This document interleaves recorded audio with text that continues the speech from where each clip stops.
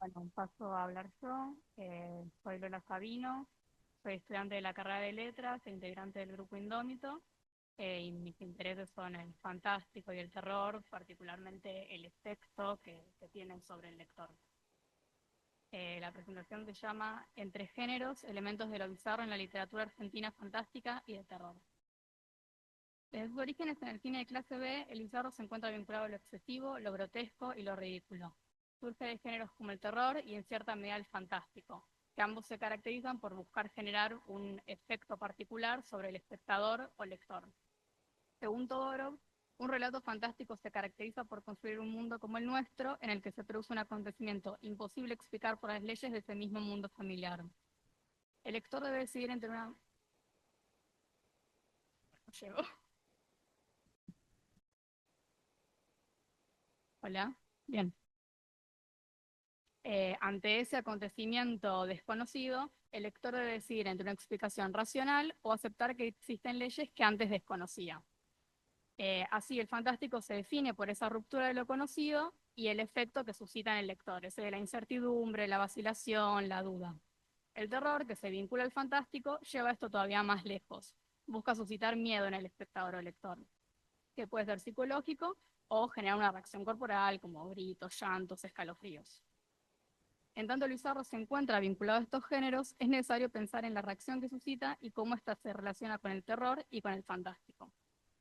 El bizarro emerge dentro del cine de clase B cuando, debido a su mala factura, no produce el efecto esperado y deja a los espectadores en un estado confuso, indecisos entre el terror que deberían sentir y la risa que genera la fallida ejecución de la película.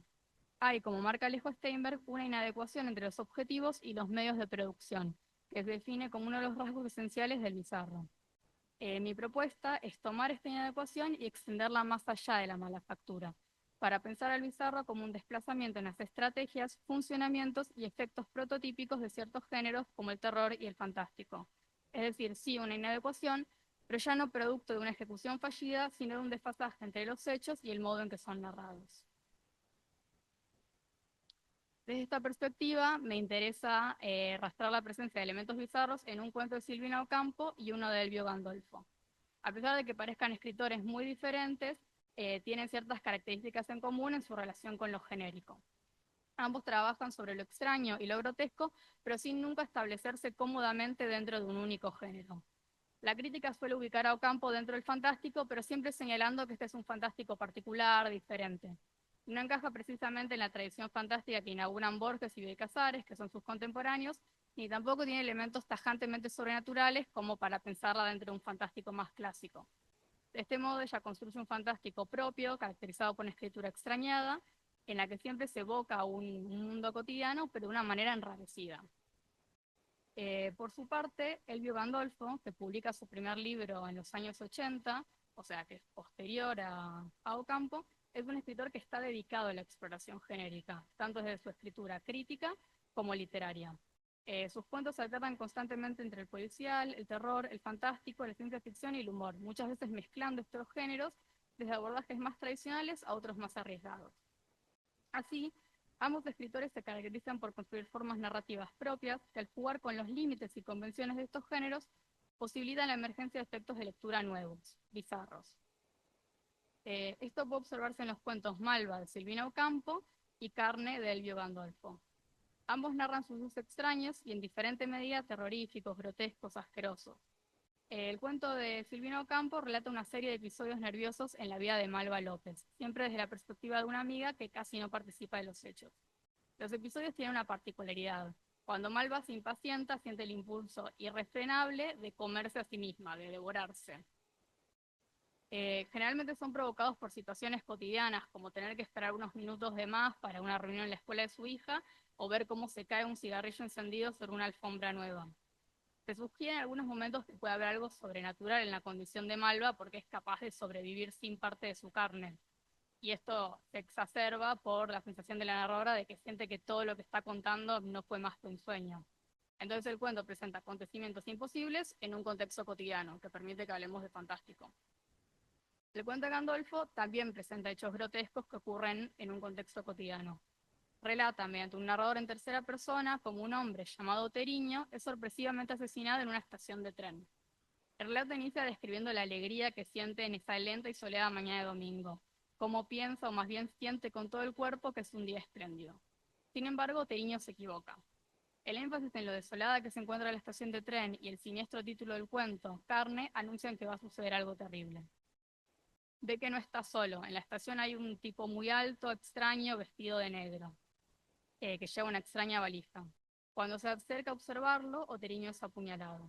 El tipo de negro prosigue a desangrarlo, quitarle sus órganos, romper sus huesos y doblar todo su cuerpo para así poder meterlo en la valija y transportarlo para eventualmente vender su carne. La narración es gráfica, muy detallada y sumamente terrorífica. A pesar de esto, que podemos decir, bueno, uno es fantástico, otro es terror, hay cosas que permiten pensar la emergencia de lo bizarro. En primer lugar, por el carácter excesivo y grotesco que tienen. O sea, es completamente desmedido, ridículo todo lo que ocurre en los cuentos. Pero lo que me interesa señalar es cómo el efecto diferenciado de lo bizarro no se logra solo por los acontecimientos en sí, sino por la forma particular en la que el narrador y los personajes reaccionan ante estos hechos. Una estrategia propia del terror y del fantástico es integrar al lector al mundo del relato. Todorov afirma que generalmente en el fantástico la vacilación se encuentra tematizada, es decir, el lector duda porque el personaje en el cuento duda de lo que está pasando. Similarmente, en el terror, el miedo experimentado tiende a darse por lo que Noel Carroll llama un mirroring effect, o sea, un efecto de espejo. El lector se identifica plenamente con los personajes y siente lo mismo que ellos, siente ese mismo miedo. Es decir, si estos géneros presentan hechos extraños y atemorizantes que irrumpen dentro de lo conocido, es necesario que la reacción del narrador y los personajes sea verosímil, normal en cierto punto, para que así el lector pueda identificarse con ellos y experimentar su mismo miedo, duda e incertidumbre. Es en este punto, justamente, donde se genera un desfasaje que permite el ingreso al bizarro en estos cuentos. Observemos esto primero en Carne. El narrador inicia el cuento focalizado en Oteriño, de modo que el lector ingresa al relato a la estación de tren desde su sensibilidad. Puede identificarse con él y temer ante las señales de que algo malo va a suceder, casi como si fuera su propio cuerpo el que se encuentra bajo amenaza. Sin embargo, el encuentro con el tipo de negro y la consecuente muerte de Oteriño representa un desplazamiento de los funcionamientos comunes del relato de terror. Si el personaje con el que nos identificamos ya está muerto, si lo peor ya ha ocurrido, ¿qué más se puede contar? ¿Qué deberíamos temer? A partir de este momento hay un cambio de perspectiva. El resto del relato se concentra en el recuento minucioso de la operación realizada por el tipo de negro. La escena transcurre con una extraña calma. El narrador presenta una mirada distante, casi como un ojo, una cámara que mira desde afuera, que, lejos de lamentarse por la muerte de Oteriño, describe las acciones del tipo de negro con fascinación. Se refiere constantemente a la gran habilidad, a los movimientos expertos que realiza, a cómo, y leo una cita del cuento, cuando Teriño queda solo con un pequeño slip celeste, el tipo lo da vuelta boca abajo, se agacha y con la pericia de un degollador profesional, sosteniéndole la cabeza sin violencia, le hace un tajo en el cuello, en la carótida. La escena se vuelve así un objeto de curiosidad, tratada con más admiración que con horror. A esto se le suman comentarios respecto a la muerte de Teriño que, por su extraña iniciación, introducen un aspecto cómico. Leo alguno de ellos. Primero, el narrador afirma que Oteriño muere casi sin saberlo, solo ha exhalado un ug ahogado casi más suave que el ruido del cuchillo al entrar. Este comentario le quita solemnidad a la muerte de Oteriño, primero por esta imagen de morir casi sin darse cuenta, que es un lugar común, pero más asociado a una muerte pacífica que una violenta como la que sufre Oteriño. Y en segunda parte, por esta mención al ruido que hace el cuerpo Oteriño, que es propio de una historieta, y lo vuelve más un objeto de risa que algo serio. A su vez, más adelante dice, cuando está describiendo todo lo que hace el tipo de negro, que por suerte Oteriño está totalmente muerto y no siente nada. Este comentario resulta curioso, primero por el agradecimiento a la muerte como si fuera una suerte de anestesia y no el final de una vida, y también porque, como sabemos, es imposible estar parcialmente muerto. Esta forma cómica de hablar de la muerte resulta inapropiada para la escena y genera un desfasaje, que junto con la mirada minuciosa del narrador permitiría el ingreso de lo bizarro. El lector queda en una posición incómoda. ¿Qué debería sentir cuando termina el relato? ¿Horror, miedo, angustia por la muerte de Oteriño, fascinación por los rápidos movimientos del tipo de negro, risa por las intervenciones del narrador? Esta inadecuación entre los hechos y los juicios del narrador puede observarse también en Malva. A pesar de que la narradora duda respecto a lo sobrenatural de los hechos, este no es el foco de su relato, sino que este es otro. Leo una cita de cuando escribe el primer episodio de Malva. Dice: cuando quedó sola, que esperara ese momento prueba que se dominaba un poco, se comió el dedo meñique de la mano izquierda. ¿Por qué el meñique y no el pulgar o el índice? ¿Por qué el meñique? Debía de ser tan incómodo. Es decir, la narradora no se pregunta por qué Malva, ante este momento de impaciencia, reacciona comiéndose a sí misma, como seguramente lo hace el lector horrorizado, sino que en cambio asume esto con completa normalidad y se pregunta por qué elige un dedo u otro de la mano. Es decir, la reacción de la narradora es tan extraña como el hecho en sí. A esto se le suma la reacción del resto de los personajes del cuento que parecen no prestar atención a la situación de Malva. Nunca se entiende si porque no lo saben o porque pretenden no darse cuenta, ya que muchas veces están presentes en los episodios. Y así, al ver que Malva tiene partes de su carne en comida, buscan explicaciones para estas mutilaciones. De otra cita. A partir de ese día, la gente comenzó a comentar malignamente la mano estropeada de Malva. Dijeron que en épocas anteriores a su casamiento, Malva, con serias dificultades económicas, había trabajado en una fábrica de embutidos y que ahí las máquinas le habían amputado un dedo. Mentiras todas, pues Malva jamás había carecido de medios para vivir holgadamente. Resulta así más agravante, en opinión de la narradora, que atribuyan esto a una época de dificultades económicas a que sepan la verdad, que es que Malva se está comiendo a sí misma.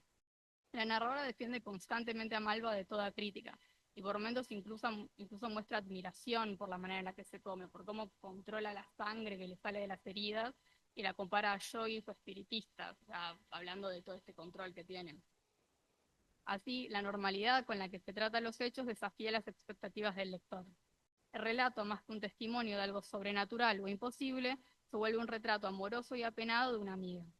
Esta extraña actitud de la narradora da lugar a lo bizarro, al darle un aspecto simultáneamente cómico y trágico a la historia que siempre excluye el horror y extrañeza de los hechos, dejando al lector incómodo, suspendido entre una serie de emociones irreconciliables. Entonces, para cerrar y resumir un poco lo que vengo diciendo, ambos cuentos presentan esta inadecuación entre lo horroroso de los acontecimientos y una narración cómica o despreocupada. Cuando la reacción de los narradores y personajes es tan extraña como el acontecimiento en sí, el lector es incapaz de integrarse al mundo ficcional. Carece de ese personaje con el que identificarse, que tomar como guía, como espejo, para saber qué debe sentir.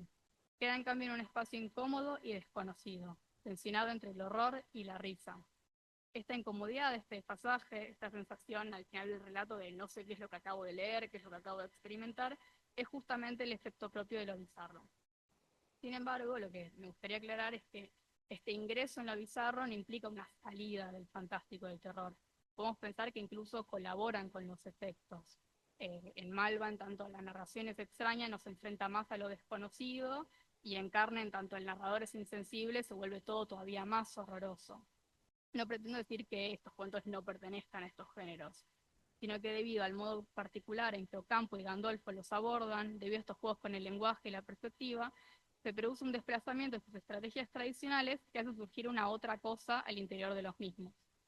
Allí está justamente la gran productividad que tiene lo bizarro, en cómo se inmiscuye en géneros que ya son raros de por sí y es capaz de generar nuevos efectos, nuevas sensaciones que son inesperadas, grotescas, contradictorias, bizarras.